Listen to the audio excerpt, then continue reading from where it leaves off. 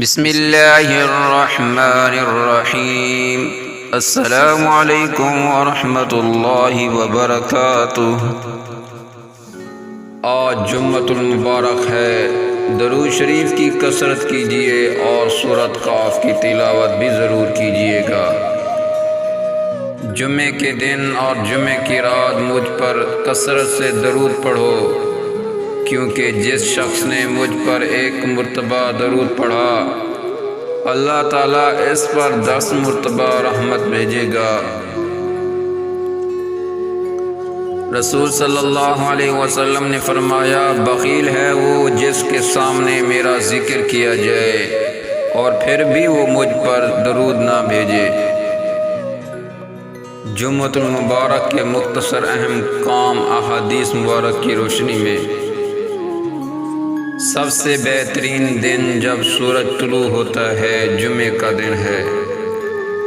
جمعے کے دن فجر کی فرض نماز میں سورۃ سجدہ اور سورۃ دہر کی تلاوت کرنا، مسواک کرنا، مرد کا خود بھی غسل کرنا اور بیوی کو بھی غسل کی تاکید کرنا،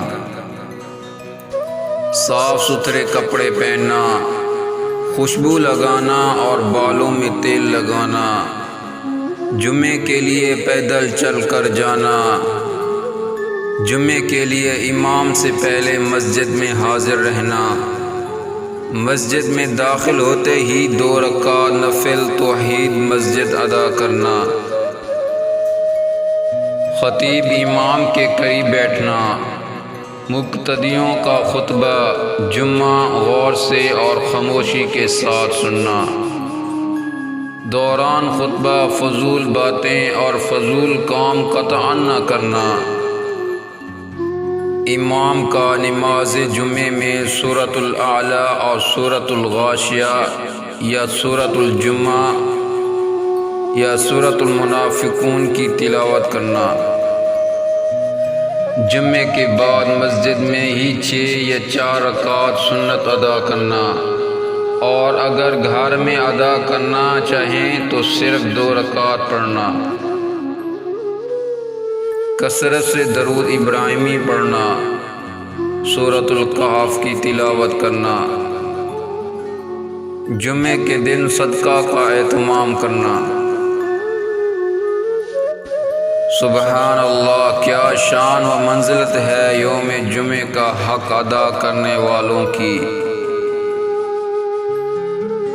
سیدنا ابو موسیٰ اشعری رضی اللہ عنہ سے روایت ہے کہ رسول صلی اللہ علیہ وسلم نے فرمایا، اللہ تعالیٰ قیامت کے روز ہفتے کے دنوں کو ان کی مخصوص شکل میں اٹھائے گا۔ ان دنوں میں جمعے کا دن سب سے زیادہ حسین اور چمکتا دھمکتا ہوگا۔ اہل جمعہ یعنی نماز جمعہ اور اس دن کے مسنون اعمال ادا کرنے والے اس کو ایسے گھیر لیں گے جیسے سہیلیاں دلہن کو دولہا کی طرف رخصت کرتے وقت گھیر لیتی ہیں۔ جمعے کا دن اپنے اہل کے لیے روشنی کرے گا اور وہ اس کی روشنی میں چل رہے ہوں گے۔ ان کے رنگ برف کی طرح سفید ہوں گے، ان کی خوشبو کستوری کی طرح مہک رہی ہوگی۔ وہ کافور کے پہاڑوں میں گھسے ہوں گے، جن و انس انہیں دیکھ رہے ہوں گے، حیرت سے ان کی آنکھیں چبکتی نہ ہوں گی، حتیٰ کہ یہ لوگ جنت میں داخل ہو جائیں گے۔ اجر و ثواب کی امید رکھتے ہوئے آذان دینے والوں کے علاوہ کوئی ان کے مقام کو نہ پہنچ سکے گا۔